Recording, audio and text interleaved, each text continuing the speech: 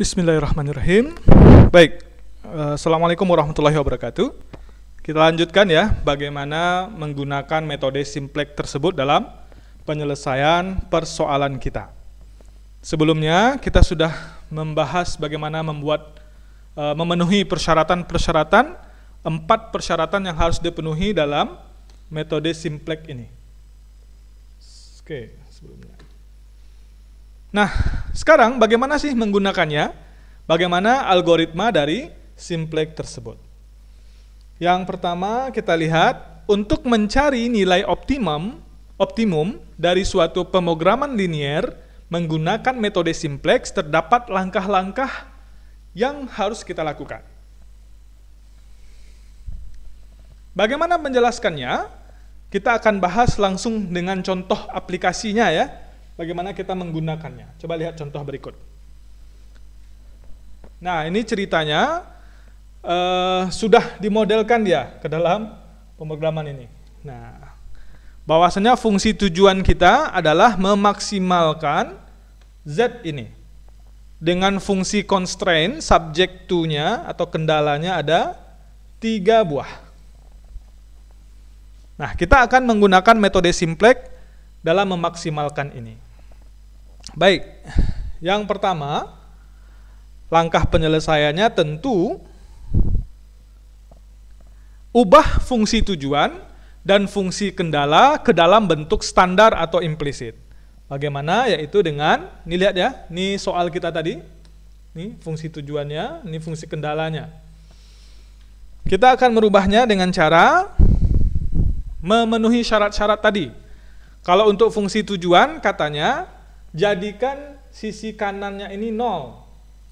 Berarti Z dikurang 3x1 dikurang, ini juga pindah, 5x2 sama dengan 0. Itu untuk fungsi tujuannya. Bagaimana dengan fungsi kendala? Kalau di sini berarti kita menambah S1. Betul ya? Di sini kita menambah S2. Kalau di sini kita menambah S3. Jadi sepertinya ini fungsinya biasa-biasa saja ya.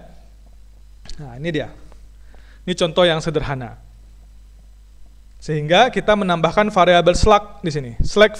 Slack variable. Kenapa slack variable? Karena tandanya semuanya ini di dalam soal. Nanti Ananda, saudara sekalian, tinggal menyesuaikan. Kalau tandanya besar sama, ada langkahnya di video sebelumnya. Kalau tandanya sama dengan, ada di video sebelumnya. Nah, setelah dibuat seperti ini, berarti kan dia sudah memenuhi semua persyaratan. Coba lihat. Syarat 1, fungsi kendalanya dalam bentuk sama dengan. Syarat 2, sebelah kanan fungsi kendala harus positif. Syarat 3, ini 0. Syarat 4, semuanya ini X1, X2, X1, X2, S1, S2, S3 positif. Dia sudah memenuhi. Sekarang kita susun dia ke dalam bentuk tabel simplex. Bagaimana menyusunnya? Fungsi tujuan, berarti kita buat dulu. Variabel dasar kita apa di sini? Ada Z, S1, S2, S3. Kenapa sampai 3? Karena dia variabel yang kita tambahkan cuma 3 buah. Ini ada X1, X2, lalu S1 sampai S3, dan nilai kanan. Maka kita masukkan untuk baris Z, kita masukkan untuk baris Z, Z-nya itu adalah 1, nih di depannya ya, 1, lalu min 3 koefisiennya, untuk X1, min 5 untuk X2, dan untuk S1, S2, S3-nya adalah 0. Lalu dia sama dengan 0, nilai kanannya adalah 0. Berikutnya, untuk fungsi kendala berarti Z-nya di sini 0, ini dia. Untuk baris S1 ya, ini ya, baris S1. Untuk baris S1 ini, maka Z-nya sama dengan 0, koefisiennya. X1-nya sama dengan 2, dari mana datangnya? Dari sini. X2-nya 0, kenapa 0? Karena dia tidak punya X2. S1-nya 1. Ini dia, 1. Lalu S2, S3-nya 0, nilai kanannya adalah 8. Paham? Satu lagi.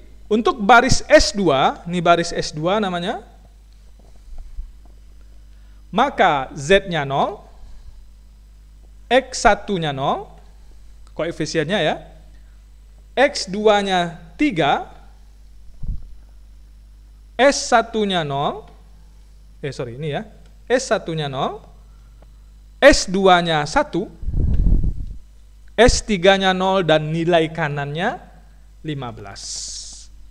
Demikian juga untuk baris S3, 0, 6, 5, 0, 0, 1, 30. Nah, bisa merubah program linear ini ke dalam tabel simplex? Harus bisa ya, ini sangat sederhana, tahapan pertama kita. Terus, tentukanlah kolom kunci, sebentar. Ini ya, langkah keduanya sudah, langkah ketiganya adalah menentukan kolom kunci yang masuk sebagai variabel basis. Kolom kunci yang masuk sebagai variabel basis. Apa itu kolom kunci? Kolom kunci adalah kolom yang mempunyai nilai pada baris Z yang bernilai negatif dengan angka terbesar. Kolom kunci adalah kolom yang mempunyai nilai pada baris Z dengan tanda negatif yang angkanya terbesar. Mari kita lihat. Ini hasil tabel kita tadi ya. Kita lihat baris Z. Kita ingin mencari kolom kunci pada baris Z. Perhatikan baris ini. Maka kita lihat mana yang tandanya negatif dan angkanya paling besar. Ini dia. Maka kolom ini kita sebut sebagai kolom kunci. Oke? Baik. Kolom berwarna kuning adalah kolom kunci. Langkah berikutnya, tentukan baris kunci untuk menentukan variabel yang akan dikeluarkan dari baris kunci tersebut. Bagaimana menentukan baris kunci? Baris kunci itu adalah baris dengan nilai indeks positif terkecil. Bagaimana menghitung indeks tadi, indeks tersebut? Maka indeks tersebut dihitung dengan cara seperti ini. Nilai kanan dibagi nilai setiap baris pada kolom kunci. Sekali lagi, baris kunci adalah baris dengan nilai indeks positif terkecil. Indeks tersebut dihitung dengan nilai kanan dibagi nilai setiap baris pada kolom kunci. Mari kita lihat. Ini tadi baris kolom kunci kita ya. Nah, bagaimana perhitungannya? Ini dia nanti menjadi baris kunci, baris hijau ini. Bagaimana mendapatkannya? Mari kita lihat. Indeks pada baris Z, pada baris ini tidak perlu dihitung. Indeks pada baris S1 diperoleh dengan 8 nilai kanan dibagi dengan nilai yang ada di kolom kunci pada baris tersebut. 8 dibagi 0, ini ya, tak terdefinisi. Terus, S2, pada baris S2, indeksnya diperoleh dengan membagi 15 dibagi dengan angka yang ada di kolom kunci ini, pada baris S2. 15 dibagi 3, hasilnya adalah 5. Sedangkan untuk baris S3, caranya adalah nilai kanan dibagi dengan angka yang berada di kolom kunci pada baris tersebut. Hasilnya 6. Aturannya adalah kita cari yang indeksnya positif tapi paling kecil di antara yang ada. Maka terpilihlah baris ini sebagai baris kunci. Nah, silakan di stop videonya, lalu diulang lagi penjelasan Bapak untuk mendapatkan baris yang hijau ini.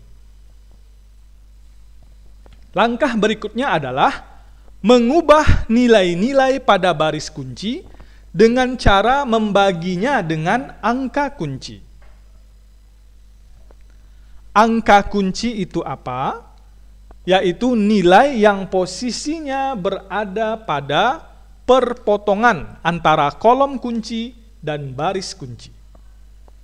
Sehingga kalau di sini yang perpotongan itu adalah angka 3 ya, perpotongan antara baris kunci dan kolom kunci.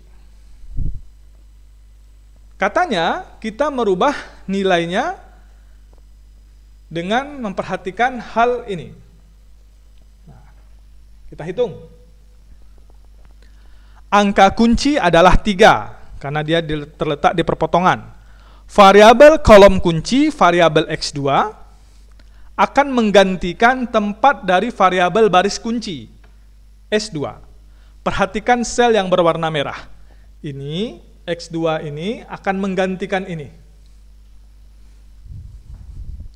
Untuk mencari nilai baris kunci, maka nilai-nilai pada baris kunci ini, nilai-nilai pada baris ini akan dibagi dengan angka kunci, akan dibagi dengan 3.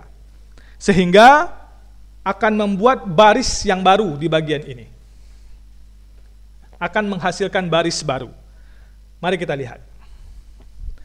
Variabel X2 tadi ya yang di sini, S2 ini diganti dengan X2, lalu isi yang di dalam ini didapatkan dengan membagi yang tadi, ya, membagi yang ini.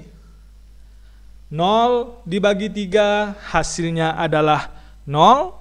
0 dibagi 3 hasilnya adalah 0, 3 dibagi 3 hasilnya 1, 0 dibagi 3 hasilnya 0, 1 dibagi 3 sepertiga, 0 dibagi 3 0, 15 dibagi 3 sama dengan 5. Jadi dibagi dengan ini. Maka baris baru yang terbentuk adalah seperti ini. X2, tadi dia S2 ya, kita ganti dengan X2. Lalu di sini 0, 0, 1, 0, sepertiga, 0, 5. Nilai baris baru kunci adalah yang diberi warna biru ini. Oke? Langkah berikutnya, membuat baris baru dengan mengubah nilai-nilai baris selain baris kunci, sehingga nilai-nilai kolom kunci sama dengan 0. Dengan mengikuti perhitungan sebagai berikut. Nilai baris baru sama dengan nilai baris lama dikurang KAKK kali NBBK. KAKK adalah koefisien angka kolom kunci atau nilai setiap baris kolom kunci. NBBK adalah nilai baris baru kunci. Apa ini Pak? Ini dia. Mari kita lihat. Oke. Nilai baris baru kunci adalah yang diberi warna biru. KAKK, koefisien angka kolom kunci adalah yang diberi warna kuning. Ini kan kolom kunci tadi ya. Ya kan? Nah, dari penjelasan tersebut kita peroleh baris baru untuk Z. Ini baris Z ini, kita akan rubah ya isinya ini dengan aturan tadi. Baris baru untuk Z ini kita dapatkan seperti ini. Baris lamanya ini, lihat. Baris barunya berarti min 5, kenapa min 5? KAKK-nya min 5 nih. Min 5 dikali 0, 1, 0, sepertiga, 0, 5. Ini dari mana datangnya? Ini adalah baris kunci. Coba lihat. Ini dia. 0, 1, 0, sepertiga, 0, 5. Baris kunci. Oke, nanti dilihat ya video Bapak ini. Yang kedua, untuk baris S1, berarti dia nolnya dari mana? Nolnya dari sini. Ini 0. Nanti 5 ya, untuk yang S3 5. 0 dikali baris kunci. Ini sama nih. Yang ini sama dengan ini. Baris kuncinya kan sama, sudah tadi ya. Lalu dikurang. Jadi min 3 dikurang min 5 kali 0, 0. Min 3 kurang 0, ini dia. Dan seterusnya. Untuk baris S3, baris X2 kan sudah baru tadi. Nah, baris S3 sama 5 dikali ini. Lalu ini adalah baris yang lama. Ini dia baris barunya. Nah, lalu masukkan nilai baris baru Z, S1 dan S3 ke dalam tabel simplex sehingga dia menjadi seperti ini. Yang X2 tadi sudah baris baru. Lalu yang ini Z, ini sudah baris baru juga. S1, S3 juga sudah baris baru. Dan kita lihat kolom kuncinya tadi selain ini semuanya 0. Solusi belum optimal karena masih ada nilai negatif pada baris Z. Kan baris Z ini ya, baris ini adalah fungsi tujuan kan, fungsi objektif yang akan kita maksimalkan. Ternyata ini belum optimal. Kenapa? Karena masih ada negatif di sini. Maka ulangi langkah tadi, langkah 3 sampai 6 atau kita sebut sebagai iterasi ya, sampai tidak terdapat nilai negatif pada baris Z. Catatan, iterasi berhenti jika tabel sudah optimal. Semua nilai pada baris Z bernilai positif atau 0 untuk maksimasi, kalau bernilai negatif untuk minimasi gitu, atau 0 untuk minimasi. Nah, karena kita tadi memaksimalkan, maka kita lihat hasil iterasi kedua, langkahnya tidak Bapak buat, namun hasil dari langkah 3, lihat lagi langkah 3-nya, back video ini, lihat langkah 3-nya, ini dia hasilnya. Yang warna kuning adalah kolom kunci di iterasi kedua, yang warna hijau adalah baris kunci. Lalu nanti di sini adalah angka kunci. Lalu kita melakukan proses yang sama seperti tadi, sehingga dihasilkan langkah 5 dan 6 seperti ini. Ini ya, kolom kuncinya, baris baru, ini baris barunya. Ini ya, X1-nya di sini. Lalu ini angka kunci tadi, 6, selalu dibagi dengan 6 jadi 1. Semua yang lain menjadi 0 di kolom kunci untuk baris barunya. Lalu, karena nilai pada baris Z sudah tidak ada yang bernilai negatif, maka solusi optimal sudah diperoleh. Solusi optimal dapat dilihat pada kolom NK. Nilai solusi optimal yaitu Z max-nya adalah 27,5, tercapai saat X1 sama dengan 5/6 dan X2 sama dengan 5. Ini dia. Z-nya adalah 27,5, X2-nya adalah 5, X1-nya adalah 5/6. Sudah tercapai tujuan kita. Terima kasih, silahkan mengerjakan tugasnya. Assalamualaikum warahmatullahi wabarakatuh.